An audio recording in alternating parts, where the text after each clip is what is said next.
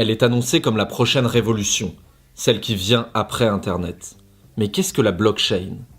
La blockchain, c'est d'abord une promesse, celle de pouvoir se faire confiance sans se connaître et sans intermédiaire. Pour y parvenir, la blockchain propose de garder une trace indélébile de tout ce que l'on possède et s'échange dans un grand registre. Vous voulez vendre un acte de propriété, échanger de la monnaie ou voter électroniquement ? Vérifions dans la blockchain. Ce registre est en réalité un système informatique composé de blocs qui représentent toutes les transactions passées. Avant de valider votre nouvel échange, des machines vont scanner l'ensemble de la blockchain pour s'assurer que vous possédez bien ce que vous prétendez. Une fois validé, ce nouveau bloc vient s'ajouter dans la chaîne. En bref, la blockchain donne un nouveau pouvoir décentralisé aux utilisateurs face aux entreprises et au pouvoir public. Pour mieux comprendre son fonctionnement, intéressons-nous à sa meilleure illustration, le Bitcoin. Cette monnaie virtuelle s'échange directement entre les utilisateurs via la blockchain. Prenons Madame X et Monsieur Y.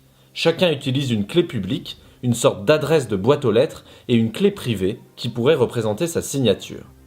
Si Madame X veut donner 100 bitcoins à Monsieur Y, elle initie la transaction en utilisant sa clé privée, puis envoie la somme à l'adresse publique de Monsieur Y. L'ensemble de ces interactions est consigné dans la blockchain, dont tous les utilisateurs peuvent avoir une copie. Cet historique de toutes les transactions effectuées indique la date, le montant, les clés publiques des deux utilisateurs, mais pas leur identité réelle.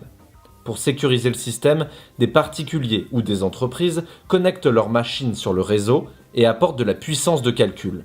On les appelle les mineurs.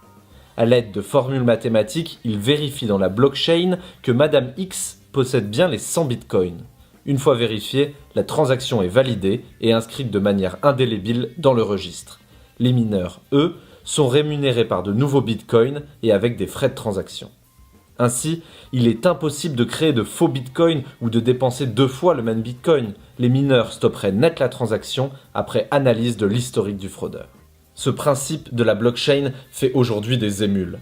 Des écoles certifient déjà leur diplôme avec, le Ghana pourrait l'utiliser pour son cadastre, et des applications rêvent de détrôner Airbnb ou Uber en mettant en relation les utilisateurs directement entre eux.